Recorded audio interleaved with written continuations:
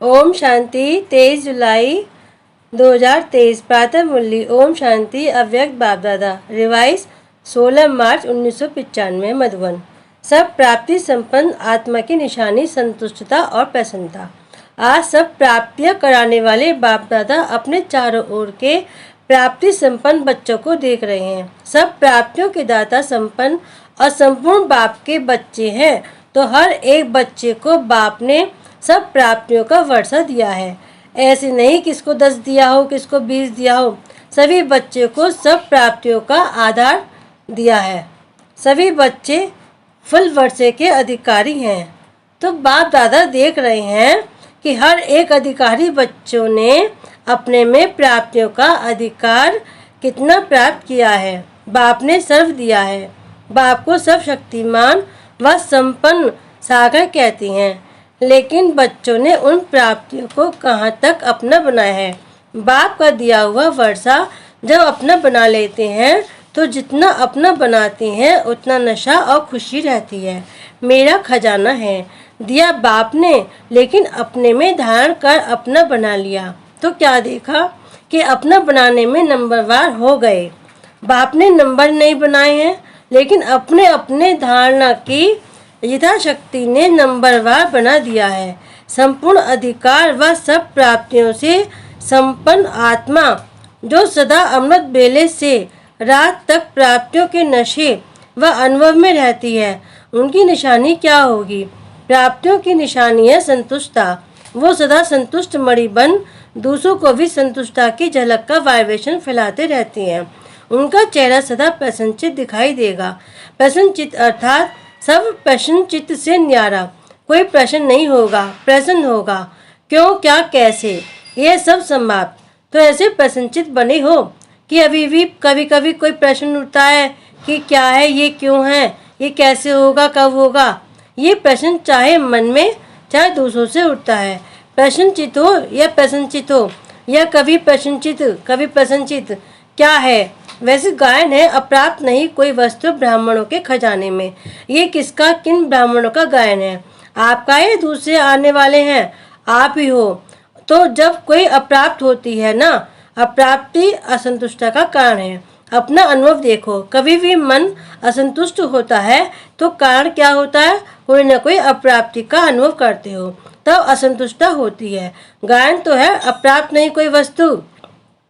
ये आपका गायन है, यह विनाश के समय का।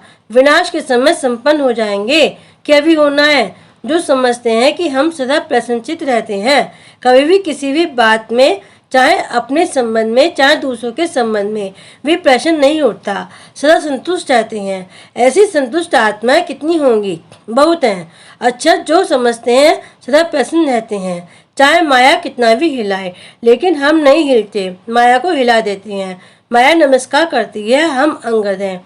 माया हार जाती, लेकिन हम विजयी हैं। जो ऐसे हैं वो हाथ उठाओ। सदा शब्द याद रखना, कभी कभी वाले नहीं। बहुत थोड़े हैं कोटों में कोई। क्वेश्चन मार्क उठता तो है ना, क्वेश्चन मार्क डिक्शनरी से निकल जाए। हलचल भी ना हो, कंप्यूटर चलाते हो तो उसमें आता है ना, आपके बुद्धि रूपी कंप्यूटर में सदा फुल स्टॉप की मात्रा आए। क्वेश्चन मार्क, आश्चर्य की मात्रा खत्म। इसको कहा जाता है सदा प्रसन्नचित। ऐसा प्रसन्नचित औरों का भी क्वेश्चन मार्क खत्म कर देता है। नहीं तो स्वयं में अगर क्वेश्चन मार्क है तो कोई भी बात सुनेंगे, देखेंगे, कहेंगे हाँ ये तो होना नहीं चाहिए, लेकिन होता है। मैं भी समझती हूँ होना नहीं चाहिए, मिक्स हो जाएंगे। उसके प्रश्न को और अंडरलाइन कर देंगे। टेका तो दे दिया ना कि हाँ ये ठीक नहीं है, लेकिन होता है। तो प्रसन्नचित उसको नहीं किया, लेकिन और ही प्रश्न को बढ़ा लिया। एडिशन हो गई। वैसे एक का क्वेश्चन था, अभी 2 का हो गया, 2 से 4 का हो जाएगा। तो प्रसन्नचित वाइब्रेशन के बजाय प्रश्नचित का वाइब्रेशन जल्दी फैलता है। हाँ ऐसा है, साथ दे दिया। आश्चर्य की मात्रा आ गई ना। हाँ तो फुल स्टॉप तो नहीं हुआ ना। चाहे अपने प्रति भी, ये मेरे से होना नहीं चाहिए, ये मेरे को मिलना चाहिए, ये दूसरे को नहीं होना चाहिए। तो ये चाहिए प्रश्नचित बना देती है। प्रश्नचित नहीं तो अभी सभी का लक्ष्य क्या है? संतुष्ट प्रसन्नचित। जिसका प्रसन्नचित्त होता है उसके मन बुद्धि के व्यर्थ की गति फास्ट नहीं होगी, सदा निर्मल निर्माण होने के कारण सभी को अपने प्रसन्नचित्त की छाया में शीतलता देंगे। कैसा भी आप आग समान जला हुआ बहुत गर्म दिमाग का हो, लेकिन प्रसन्न चित्त के वाइब्रेशन की छाया में शीतल हो जाएगा। कमजोरी क्या होती है? वैसे ठीक चलती हो, अपनी रीति से अच्छी चलती हो, लेकिन जब संबंध संपर्क में आती हो तो दूसरे की कमजोरी देखते सुनते वर्णन करते प्रभाव में आ जाते हो। फिर कहती हो कि इसने किया ना, इसलिए मेरे से भी हो गया, इसने कहा तभी मैंने कहा, उसने 50 बारी कहा मैंने एक बारी कहा। फिर बाप के आगे भी बहुत मीठी मीठी बातें रखते हो, कहते हैं बाबा आप समझो ना, इतना सहन कहाँ तक करेंगे, फिर भी पुरुषार्थी है ना तो थोड़ा तो आएगा ना। बाप को भी समझाने लगते हैं। यहाँ जो निमित्त हैं उन्हों को बहुत कथाएं सुनाते हैं, ऐसा था ना, ऐसा था ना, ऐसा था ना, ऐसे ऐसे ही माला जपते हैं। बाप दादा सदा ही इशारा देते हैं कि ऐसी बातें 2 अक्षर में वर्णन करो, लंबा वर्णन नहीं करो, क्योंकि ये व्यर्थ बातें बहुत चटपटी होती हैं, मज़ेदार लगती हैं। जैसे खाने में भी खट्टी मीठी चीज़ होगी तो हो, अच्छी लगेगी ना, और फीकी शादी हो तो कहेंगे ये तो खाती रहते हैं। तो व्यर्थ बातें, व्यर्थ चिंतन, सुनना, बोलना और करना, इसमें चलते चलते इंटरेस्ट बढ़ जाता है। फिर सोचते हैं मैं तो नहीं चाहती थी, लेकिन उसने सुनाया ना तो मैंने कहा कि अच्छा उसका सुन लें, दिल खाली कर लें। उसकी तो दिल खाली हुई और आपने दिल भर ली। वो थोड़ा थोड़ा दिल में भरते भरते फिर संस्कार बन जाता है, और जब संस्कार बन जाता है तो महसूस ही नहीं होता कि रॉन्ग है। ये व्यर्थ संस्कार बुद्धि के निर्णय को खत्म कर देता है। इसे सबसे सहज सदा संतुष्ट रहने की विधि है, सदा अपने सामने कोई न कोई विशेष प्राप्ति को रखो, क्योंकि प्राप्ति भूलती नहीं है। ज्ञान के पंच भूल सकती हैं, लेकिन कोई भी प्राप्ति भूलती नहीं है। बाप से क्या क्या मिला, कितना मिला, वैरायटी पसंद आती है ना, एक जैसा पसंद नहीं होता। तो आप अपने प्राप्तियों को देखो, ज्ञान के खजाने की प्राप्ति कितनी है, योग से शक्तियों की प्राप्ति कितनी है, दिव्य गुणों की प्राप्तियां कितनी हैं, प्रैक्टिकल नशे में खुशी में रहने की प्राप्तियां कितनी हैं। बहुत लिस्ट है ना। पहले भी सुनाया था ना कि कभी कोई गुण की प्राप्ति को सामने रखते हुए संतुष्ट रहो, क्योंकि एक गुण भी अपनाया तो जैसे विकारों का आपस में बहुत गहरा संबंध है। अगर बाहर के रूप में इमर्ज रीति से क्रोध है, लेकिन आंतरिक चेक करो तो क्रोध के साथ लोभ अहंकार होता ही है। ये सब आपस में साथी हैं, कोई इमर्ज रूप में होते हैं, कोई मर्ज रूप में होते हैं। तो गुण भी जो हैं उनों का भी आपस में संबंध है। इमर्ज एक गुण को रखो, लेकिन दूसरे गुण भी उनके साथ ही मर्ज रूप में होते हैं। तो रोज कोई न कोई प्राप्ति स्वरूप का अनुभव अवश्य करो। अगर प्राप्ति इमर्ज रूप में होगी तो प्राप्ति के आगे अप्राप्ति खत्म हो जाएगी और सदा संतुष्ट रहेंगे। वैसे भी देखो, दुनिया में भी मुख्य प्राप्ति सभी क्या चाहती हैं? हर एक चाहता है कि अपना नाम अच्छा हो, दूसरा मान और तीसरा शान। नाम मान शान ये प्राप्त करना चाहते हैं। आप भी क्या चाहते हो? आप भी तो यही चाहते हो ना, हद का नहीं बेहद का। तो दुनिया वाले तो हद के नाम के पिछाड़ी दौड़ते हैं, और आपका नाम विश्व में जितना ऊंचा है उतना और किसका है?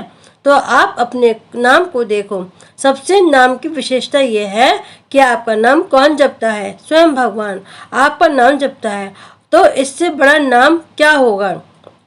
आपके नाम से अभी लास्ट जन्म में भी अनेक आत्माएं अपना शरीर निर्वाह चला रही हैं। आप ब्राह्मण हो ना, तो ब्राह्मणों के नाम से आज भी नामधारी ब्राह्मण कितना कमा रहे हैं। अभी तक नामधारी ब्राह्मण भी कितना ऊंचे गाए जाते हैं। तो आपके नाम की कितनी महिमा है। इतना श्रेष्ठ नाम आपका हो गया, इसलिए हद के नाम के पीछे नहीं जाओ। मेरा नाम तो कभी किसी में लेते ही नहीं है। मेरा नाम सदा पीछे रहता है। सेवा मैं करती हूँ, नाम दूसरे का हो जाता है। तो हद के नाम के पीछे नहीं जाओ। बाप के दिल में आपका नाम सदा ही श्रेष्ठ है। जब बाप के दिल में नाम हो गया तो कोई सेवा में या कोई प्रोग्राम में या कोई भी बातों में आपका नाम नहीं भी आया तो क्या हर्जा, बाप के पास तो है ना। जैसे भक्ति मार्ग में हनुमान का चित्र दिखाते हैं ना, तो उसके दिल में क्या था?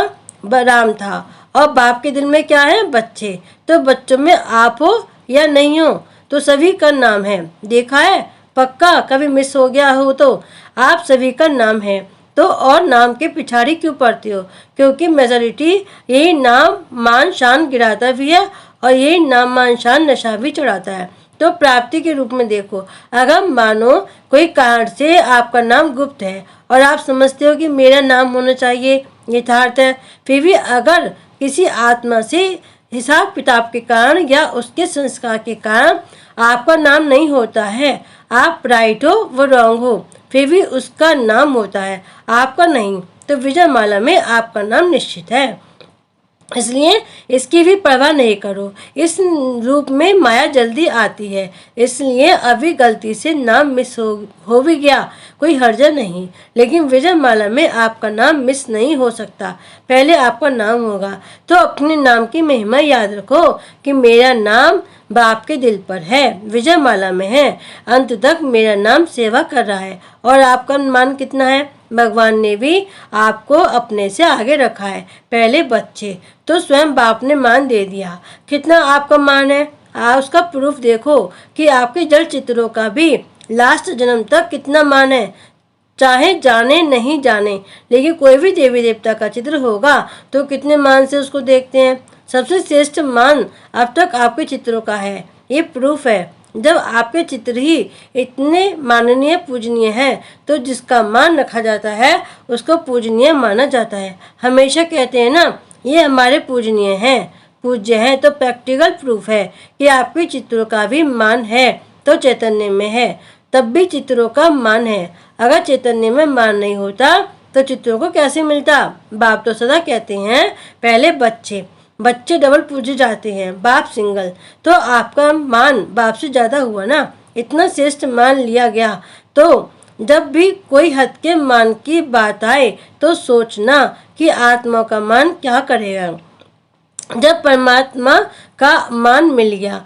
ऐसे नहीं सोचो कि हम इतना कुछ करते हैं फिर भी मान नहीं देते, पूछते नहीं हैं, ये सोचना व्यर्थ है। क्योंकि जितना आप हद के मान के पीछे दौड़ लगाएंगे ना, तो ये हद की पर कोई भी चीज़ परछाई के समान है। परछाई के पीछे पड़ने से कभी परछाई मिलती है कि और आगे बढ़ती जाती है। तो ये हद का नाम ही परछाई है। ये माया के धूप में दिखाई देती है, लेकिन है कुछ भी नहीं। तो नाम भी आपको मिल गया, मान भी आपको मिला हुआ है, और शान कितना है? अपने एक एक शान को याद करो। और किसने शान में बिठाया? बाप ने बिठाया। बाप के दिल तक नशीन है। सबसे बड़े ते बड़ी शान राज्य पद है ना, तो आपको तखत ताज मिल गया है ना, जो परम आत्मा के तख्त नशीन है। इससे बड़ी शान क्या है? कभी कभी निर्णय करने में एक छोटी सी गलती कर देते हो। जो रियल शान है, रूहानी शान है, वो कभी भी अभिमान की फीलिंग नहीं देगा। तो कभी कभी क्या करते हो, होता अभिमान है, लेकिन समझते हो कि ये शान तो अपना रखना चाहिए, इतना शान तो रखना चाहिए ना। शान में रहना अच्छा होता है, लेकिन शान है या अभिमान है, उसको अच्छी तरह से चेक करो। कभी कभी अभिमान को शान समझ लेते हैं और फिर निर्माण नहीं होते हैं। आप अपने शान को रियल समझते हो, लेकिन दूसरे समझते हैं कि अभिमान है, तो थोड़ा भी कुछ कह देंगे तो आपको अपमान लगेगा। अभिमान वाले को अपमान बहुत जल्दी फील होगा। थोड़ा भी किसने हंसी में कुछ कह दिया तो अपमान लगेगा। यह अभिमान की निशानी है। सोचेंगे नहीं मैं तो ऐसा हूँ नहीं, ऐसे थोड़ी कहना चाहिए। तो निर्णय ठीक करो। उस समय निर्णय में कमी कर लेते हो, यथार्थ की बजाय मिक्स होता है और आप उसको यथार्थ समझ लेते हो।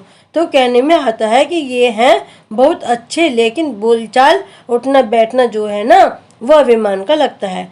ये भी किसी ने कहा तो अपमान की फीलिंग आ जाएगी।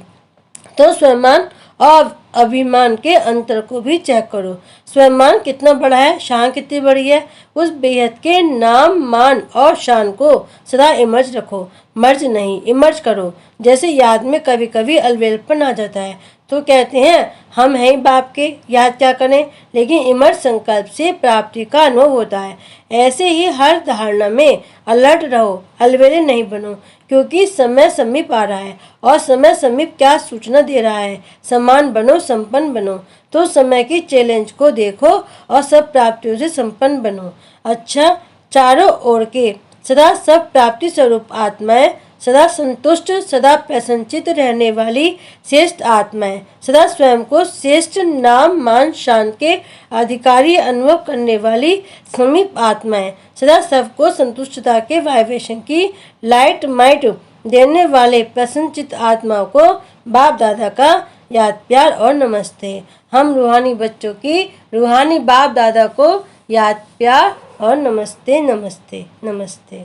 वरदान, हर सेकंड स्वयं को भरपूर अनुभव कर सदा सेफ रहने वाले स्मृति सो समर्थ स्वरूप बाप दादा द्वारा संगम पर जो भी खजाने मिले हैं उनसे स्वयं को सदा भरपूर रखो। जितना भरपूर उतना हलचल नहीं। भरपूर चीज में दूसरी कोई चीज आ नहीं सकती। ऐसे नहीं कह सकते कि सहन शक्ति व शांति की शक्ति नहीं है। थोड़ा क्रोध या आवेश आ जाता है। कोई दुश्मन जबरदस्ती तब आता है जब अलवेलापन है या डबल लॉक नहीं है। याद और सेवा का डबल लॉक लगा दो। स्मृति स्वरूप रहो तो समर्थ बन सदा ही सेफ रहेंगे। स्लोगन, विश्व का नवनिर्माण करने के लिए अपनी स्थिति निर्माणचित बनाओ। ओम शांति।